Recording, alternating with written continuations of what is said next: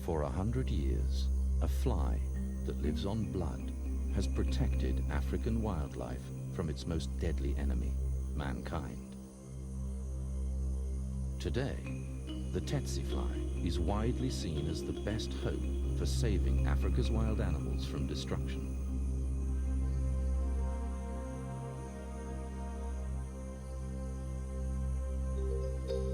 The Tsetse fly has been in Africa for millions of years. In that time, its wildlife has become immune to the lethal Trypanosome parasites the fly injects into their blood. But relatively new arrivals, people and domestic animals, are not immune. They suffer a painful death when bitten by an infected fly from a disease known as trypanosomiasis. Here is one. Caught it. This fly is more poisonous than a snake. It will kill anyone who comes into the forest.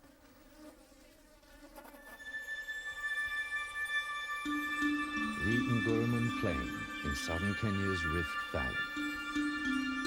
It's part of a vast, semi-arid region inhabited by the Maasai. This is cattle country.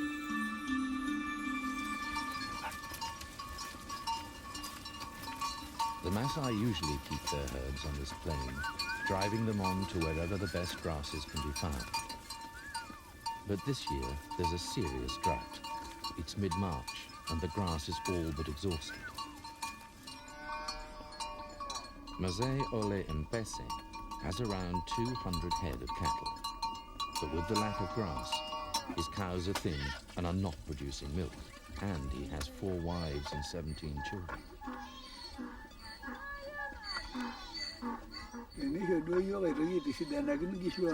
We never used to have droughts as bad as this when I was a small boy. The good days when we had lots of rain had come to an end. Just one day's walk away, there's an escarpment, rich in wildlife and grasses.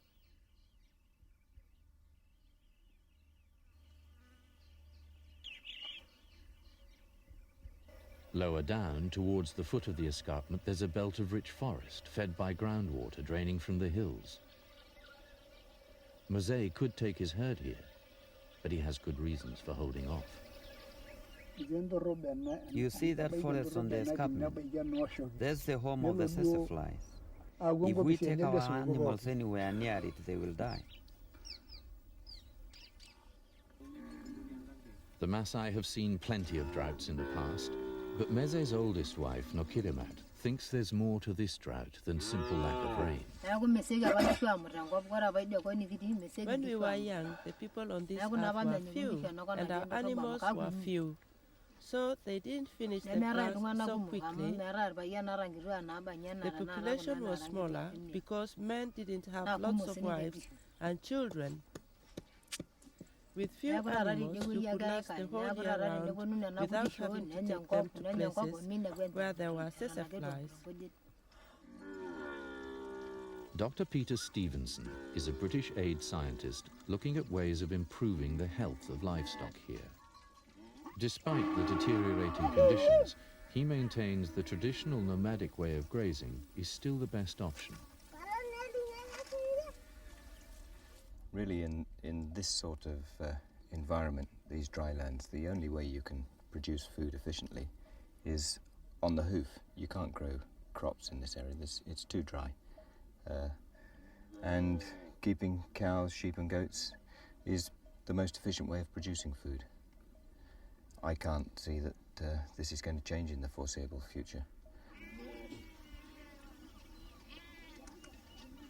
While Mzee and his family struggle on the dried-out plains, the escarpment, protected by the disease-carrying tsetse flies, has been left largely undisturbed.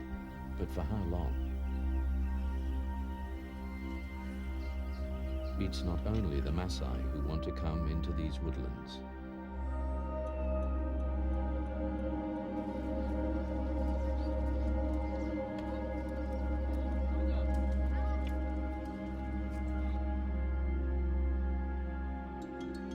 Kenya has one of the world's fastest rising populations, and people from all over the country are on the move to find a piece of land of their own. During the 1980s, in an attempt to help the Maasai, two enterprising British scientists perfected a trap to catch the flies. This is the Ungu trap. In fact, we've developed that in Gurumum for catching tsetse flies. The tsetse flies were initially attracted to the trap by these odour attractants. This is the cow's urine that you've seen collected. For 6 years, a network of 250 traps spanned the foot of the escarpment. Into there, up, and then they're up into the cage, at which point they've got problems, because it's hot in there. And I don't think you'd last long in a plastic bag. They don't either.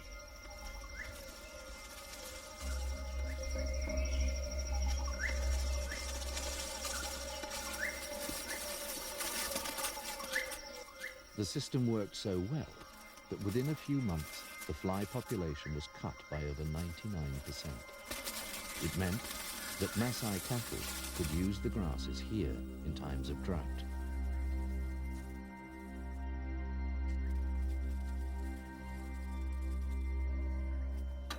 But it was not only the Maasai the traps helped. Mary is one of thousands of Kikuyus and people from other tribes from as far afield as Tanzania moving into these forests. It took Mary and her family 6 years to clear the trees and chase out the wild animals.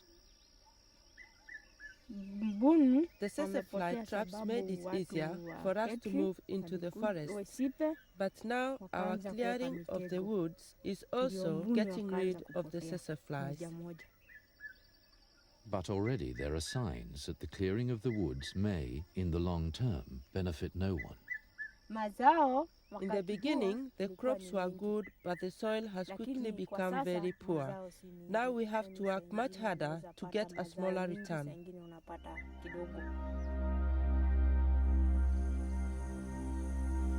Not everyone was in favor of controlling the flies. Conservationists argued Africa needs the tsetse fly as a guardian of the wild. Wildlife has pretty much entirely disappeared from this area that you see behind me now, because the tsetse traps have allowed the intrusion of cattle and sheep and goats, donkeys, dogs and people, and that has increased the pressure on the wildlife, decreased their habitat. Certain species would have maybe starved as a result of competition with goats, others would have just been poached or pressured out. If you want to increase the number of cattle that you have, the tsetse traps have been an exceptionally good thing, because the cattle no longer have to compete with the wildlife. But the tsetse fly traps were abandoned when the project came to an end and the scientists behind it had to leave. We've got a trap here where only one thing's gone wrong. One of the poles has fallen over, but that has made it, as you can see, completely useless.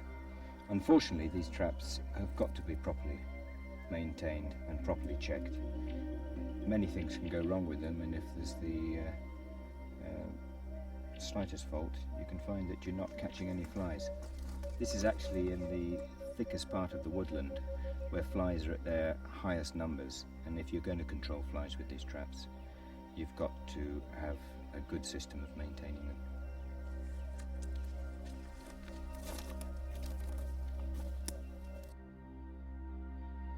With the end of the tsetse traps, the flies returned, together with the cattle disease. With no sign of rain, Moset's herd is getting very thin. If they don't get some decent grass soon, they may become altogether too weak to move on. Right, that's it. We are moving out of here.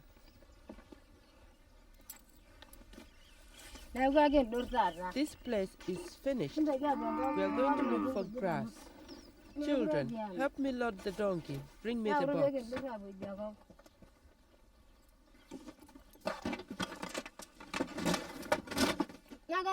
Bring the calabashes.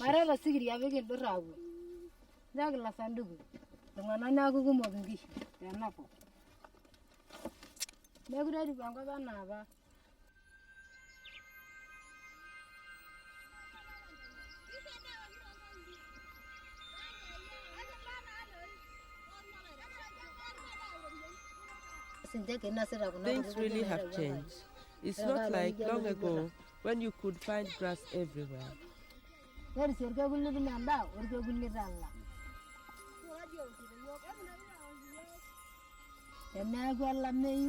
Some say when the animals are sick, we too become sick, especially the children. They end up sharing our animals' diseases.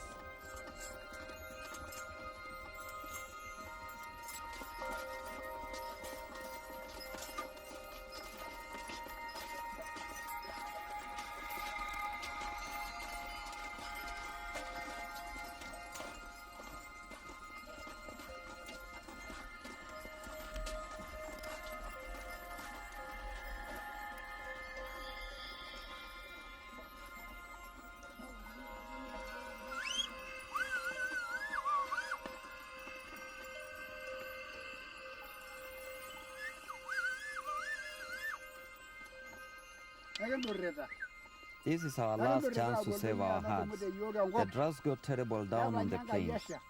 Let's see what the escarpment has to offer.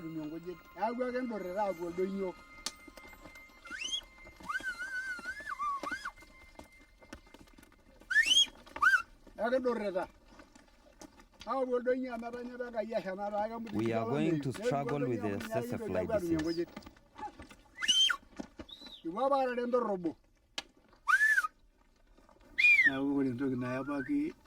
There's drought on the plains. There are Tsetse flies up here. You can't win.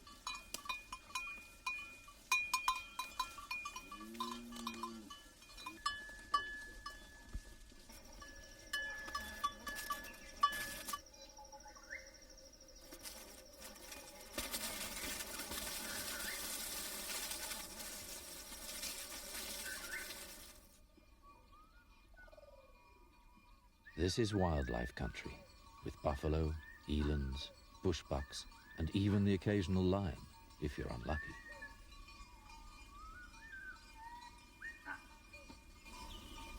But it's rich with the grass Maze's cattle are so much in need of.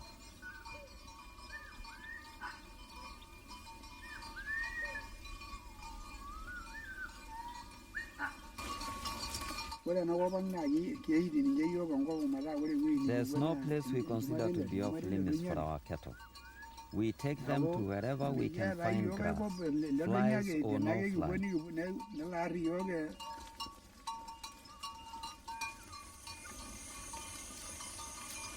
Although the grass here is good, more and more cattle are crowding into the same area, forcing them and the wildlife ever closer together.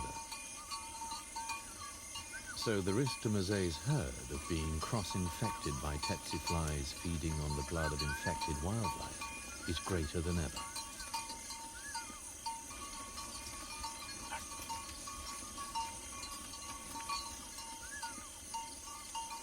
The tsetse flies breed in the shade of trees, laying their larvae in soft soil. Adult flies spend most of the day at rest, only moving short distances to feed on the blood of wildlife and cattle. Maze's herd has never been more at risk.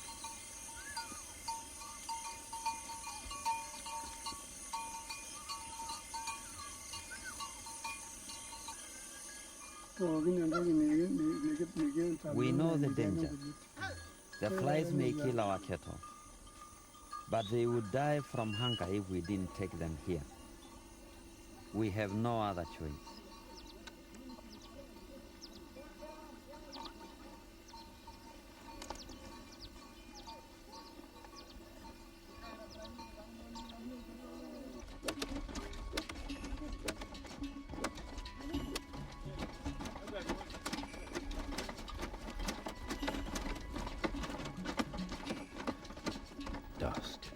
Maze's wife, Nagana, has been walking for 12 hours.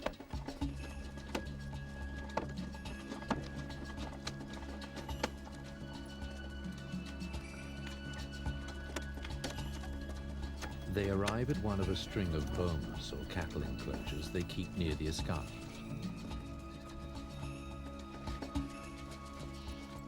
Maze and the rest of the cattle won't get here until well after nightfall.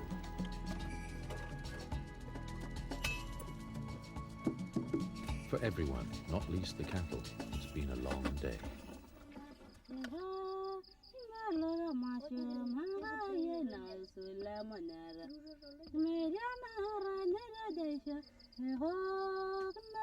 Just how many of Maze's herd will fall victim to the tsetse flies and trypanosomiasis, only time will tell.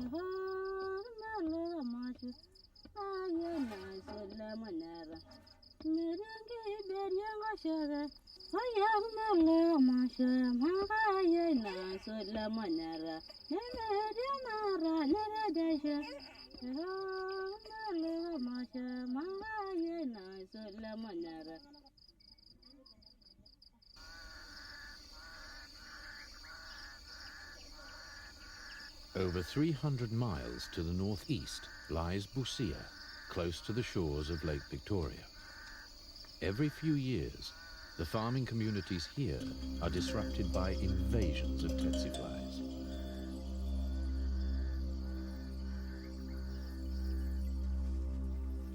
But here, the flies carry a different type of parasite, one that does not attack cattle, but people, and they are lethal. I was washing here 2 years ago like this, when I was bitten by a fly. It left a black mark on my shoulder. We didn't know what it was. We had never seen it before, and it itched like mad. A week later, I was sick with fever, with pains everywhere, and nearly died. Alfred Abita lives in the village of Apatit. 2 years ago, about half of the people here became mysteriously ill when the village was invaded by thousands of flies, catching its people, most of whom had never seen a tsetse fly before, unaware of the danger. All around him, villagers and other family members started falling ill with symptoms suspiciously like malaria. Alfred's wife, Jane, also fell ill after she was bitten on the head. I got so sick, I couldn't even talk. I was a dying person. My whole body got sick and started swelling up all over. My hands, my ears, even my face. Me too, I was so weak. There was nothing I could do. Whatever I tried, it was useless. I was either shivering cold or boiling hot. We tried everything, but nothing worked. And then we went to a clinic. They treated us for malaria, but we just got worse. Then I went to see a witch doctor. He told us we've been bewitched. We had to slaughter goats and chickens and ended up having to sell some sheep to pay his fees. When the witch doctor himself got sick, he started accusing us of bewitching him. We all started accusing each other.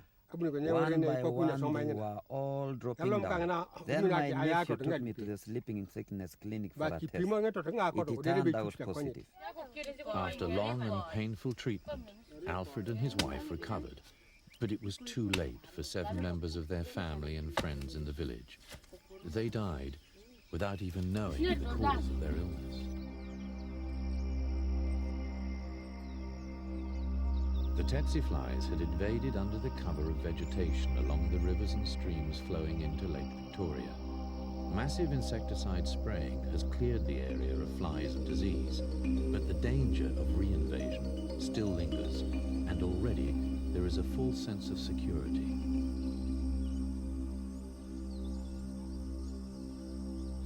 We are safe now. Nowadays, if you are sick, you know it's because someone has bewitched you, not because of the Tsetse. This is the man who saved Alfred and Jane's lives. He's not a doctor or an expert. He just happened to be aware of the danger and took them to the sleeping sickness clinic. No amount of pesticides could permanently get rid of the flies. What was needed was to motivate people. So he got the villagers together and wrote a play. The idea came to me because I experienced people going to the witch doctors, seeing these strange flies biting us. So that's why I sat down and started writing this play.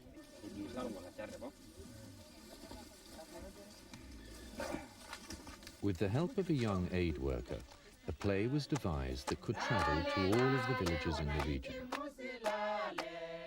A play about the dangers of tsetse flies was especially useful for a community where most people can't read. It shows what happens when infected flies attack cattle and people, why sleeping sickness cannot be cured by witch doctors, and what to do if you're bitten by a tsetse fly. And comes complete with a sender of an English aid worker. My work will also help Deborahs and Tsetse understand whether people think Nagana is a big problem. Thank you.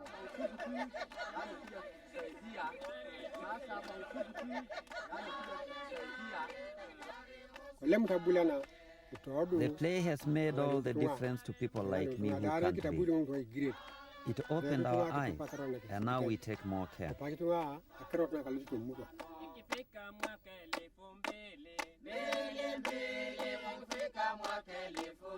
Meanwhile, the sleeping sickness clinic that saved Alfred and Jane's lives lies empty, ready for the next outbreak that could come at any time. Just where and when, no one knows.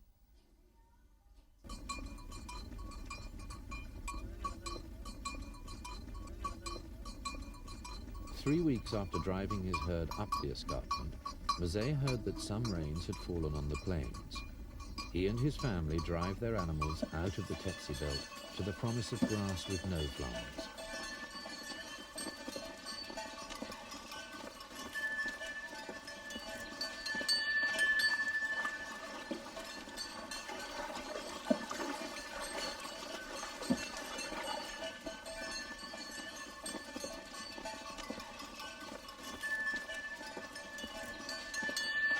He lost several animals in the journey up the escarpment, those that were already too weak from hunger to make the arduous climb. But the survivors have fattened up on the rich grass. The question now is, how many of them will have been infected by the tsetse flies? Already, some animals, a young calf and some milk cows, are looking very sick.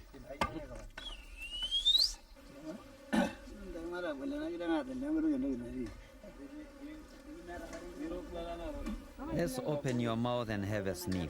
Smells bad to me. I'm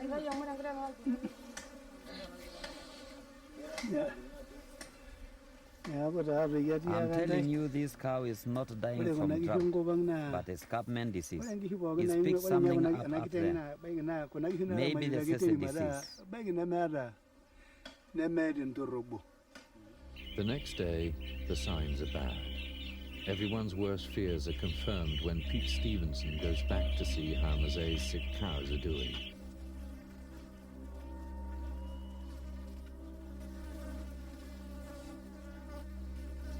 It couldn't get up. It's been trying to get up. It's dug itself into the ground. It was lying on that side, first of all. It's now gone on this side, finally died on this side. It's difficult in an animal that's been dead for a few hours as this had to be really precise about the state of anemia. But if you look at that mouth, you can see it's very pale, very little sign of blood there. If we move up to its eye, we're looking at its eye here. See again, very pale mucous membranes. I would strongly suspect that we're dealing with a case of trypanosomiasis here, which has come in on an animal that's originally in very poor condition. This animal probably picked up a trypanosome infection maybe only a week or 2 weeks ago, and finally got so weak that it could no longer carry on. Yeah, we've arrived too late for this one. It was a really advanced case of trips. Even if we treated it, it might not have recovered. All they're going to get out of this animal is the hide, which now I think it's worth about 400 shillings. The rest will just be left with the dogs.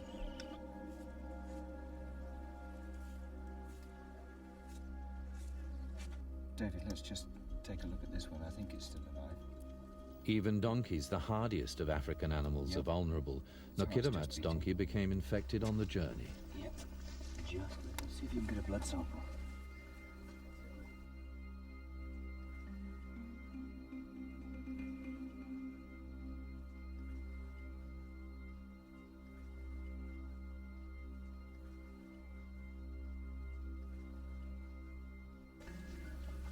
Take a look at its blood. We've only picked up 1 or 2 positives while we've been here, but this may well be Tripp's case. It's going to be dead in a few seconds.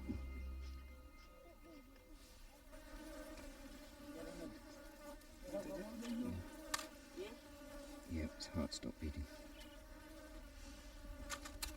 Yeah.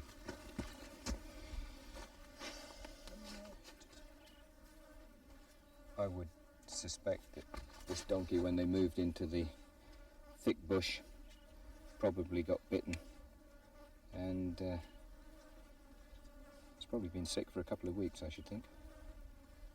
They've used this donkey to move their boma from the open land into the thick bush, and it's probably picked the infection up in the bush when it came into contact with the tsetse flies. Look at this. This is the donkey blood that we've just collected a few seconds ago.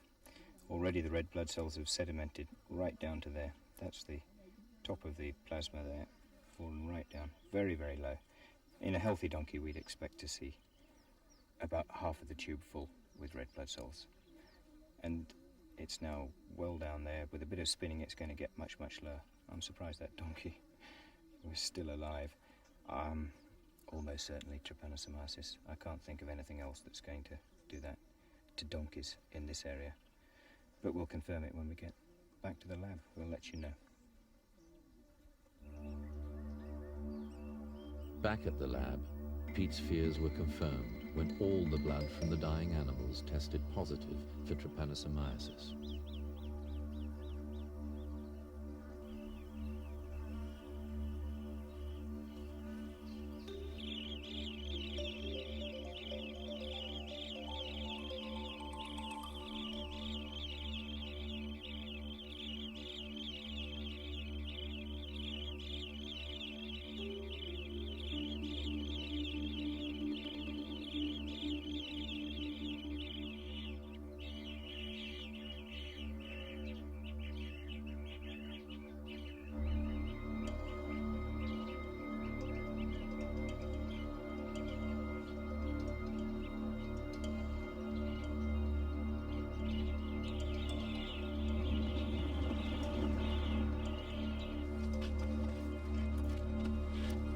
More and more of Jose's animals are falling ill, and some are already too far gone for treatment.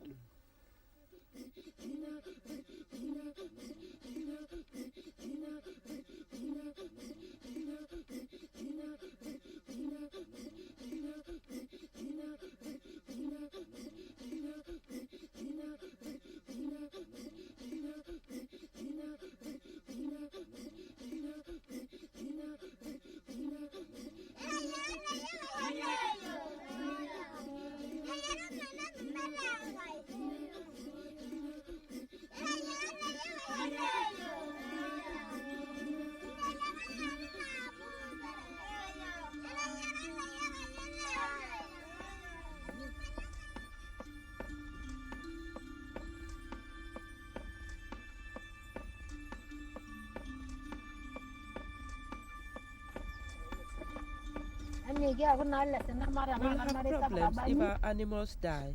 They need food, and we have so many mouths to feed.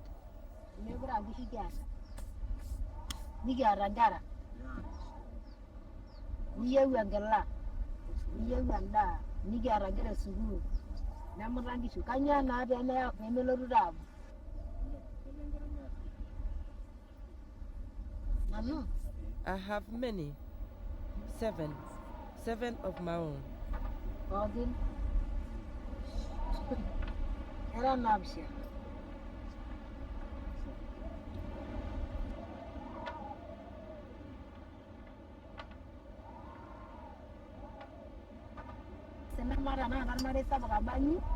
This is not drought, it's a disaster.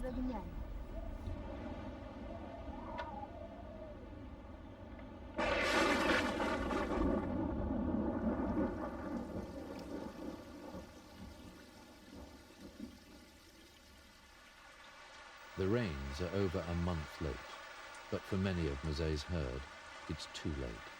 They are by now so weak from infection that even the chill of a rainstorm can be enough to kill them off.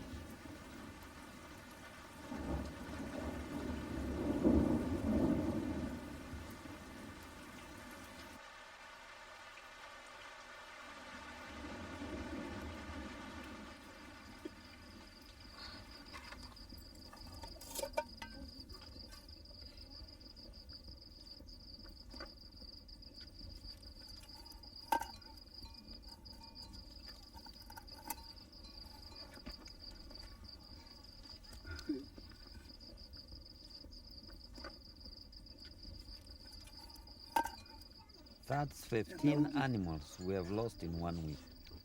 I counted 20.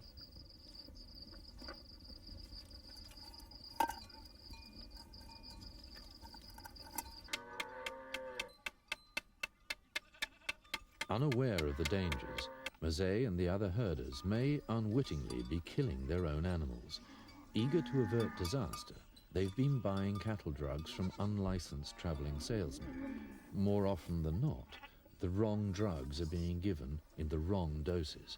By giving too low a dose, they may be making things even worse by causing resistance to the drugs.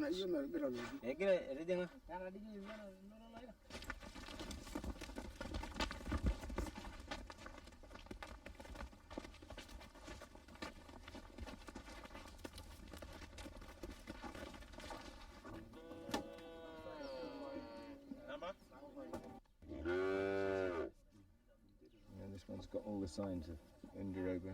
Peter Stevenson runs a regular clinic monitoring the health of the local herds.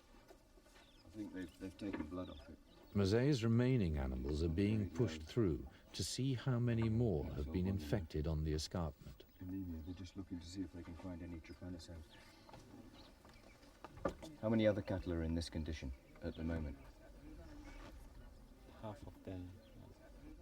This is a cattle race and crush that we at Ketri have built with the group ranch so that we can follow cattle and get accurate information on the disease. The whole purpose of being here is that we're trying to work with pastoralist farmers and develop better methods of controlling the disease and also the vector, the Tsetse fly. And when they were up the escarpment, did you give it any treatment then? With no available vaccine, drugs do seem to be the best option. With what? With terramycin and atomycin. But a new and serious problem is that the parasites are becoming increasingly resistant to But drugs. he's given no Vidium or Verivan, nothing for trips. So I'm interested, Charles, the reason he gave atomycin rather than treatment for trips was because he saw swollen lymph nodes, was it?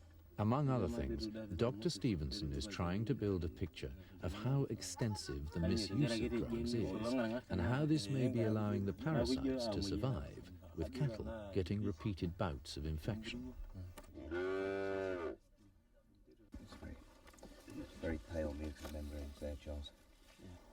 I suspect this is one of the animals that's been getting repeatedly infected and not fully recovering from the infection before it comes down with another bout of trypanosomiasis. Some simple blood tests quickly establish just how many of Maze's animals have become infected on the escarpment.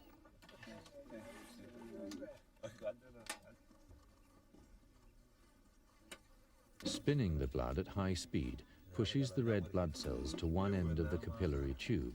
The fewer the red cells, the more anemic the animal, an indication of how advanced the infection may be.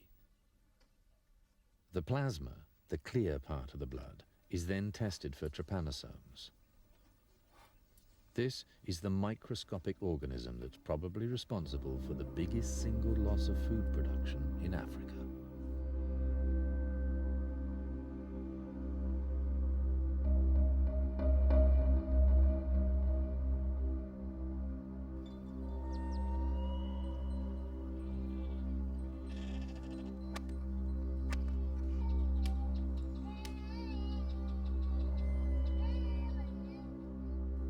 Olympus is saying he's lost 350 cattle.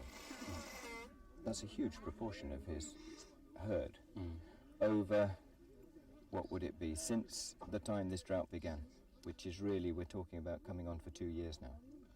Is that right? Yeah, that's right.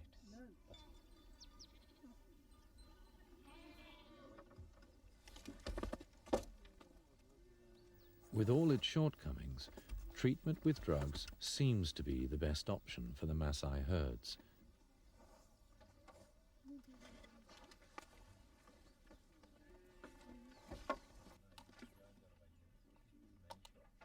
Let's have a look at this trap.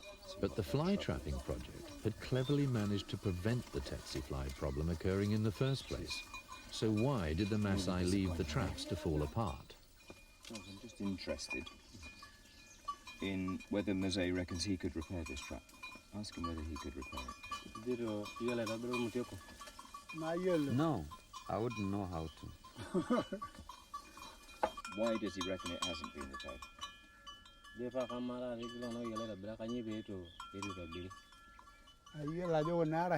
project never sent anyone else to replace the people who left. So the traps just fell apart. Okay, is it better to prevent disease in cattle, or is it better to wait till they're infected and then treat them with drugs? Which does he think is better? It's better to prevent them from getting sick in the first place. If help comes to repair the traps, then we'll be able to prevent them from getting sick.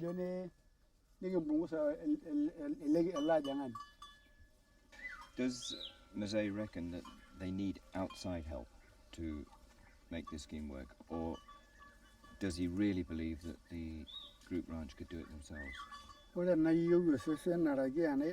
We cannot manage the problem on our own. We don't know how to, and wouldn't know where to begin, and wouldn't even know where to get the materials and the vehicle. So I'm telling you, we definitely need outside help.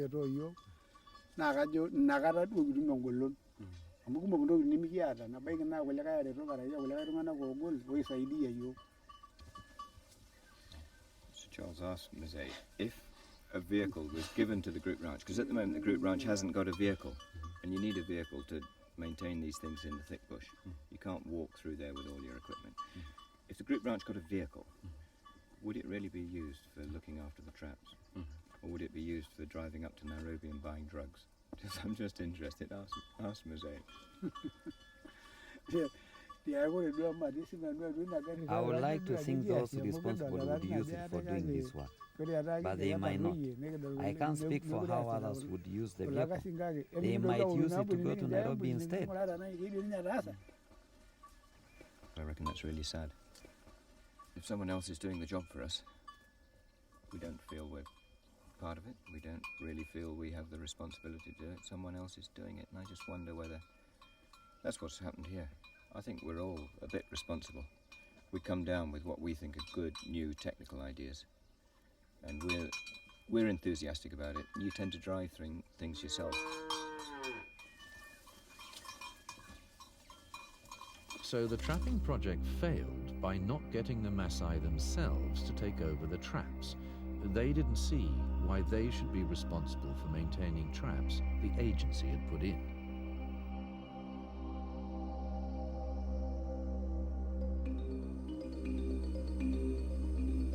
With conditions getting worse, and so as not to miss out on the grab for their land, the Maasai themselves are now getting in on the act.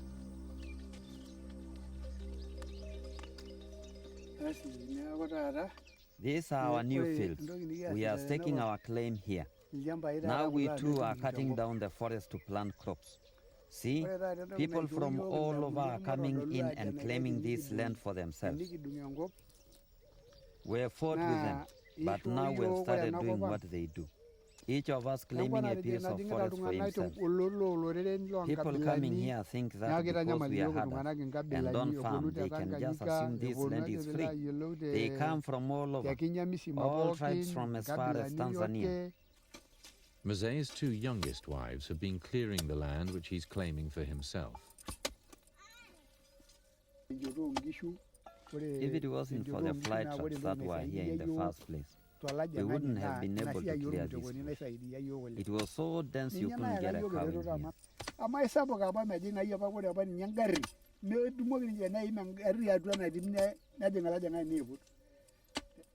But planting crops brings a new problem. Since opening the fields, we have had trouble with wild animals. They just love our crops, especially the maize. So we are clearing the wild animals out of here. You have to sleep with a pile of stones at night time. If a herd of buffalo finds its way into a field, it will finish everything off in no time. Finished.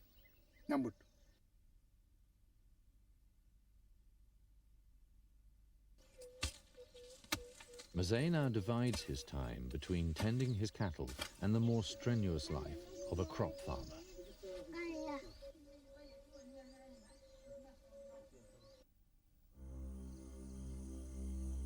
The tsetse fly is no longer protecting the area. I don't think in areas like this you can say the tsetse fly is still the guardian of the wilder parts of Africa.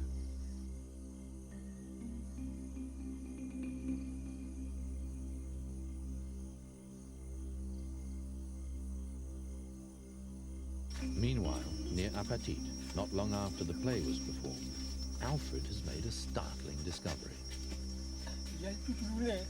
They are back. Look what I just discovered. Just when we thought we were safe. Can you see them flying all around? Here is one. Caught it. Its poison is more powerful than a snake's. At least when a snake bites you, you can get an injection to cure it. With this, you spend months on your back and then you die. It doesn't matter who you are, teacher, school child, or mother, it will bite you.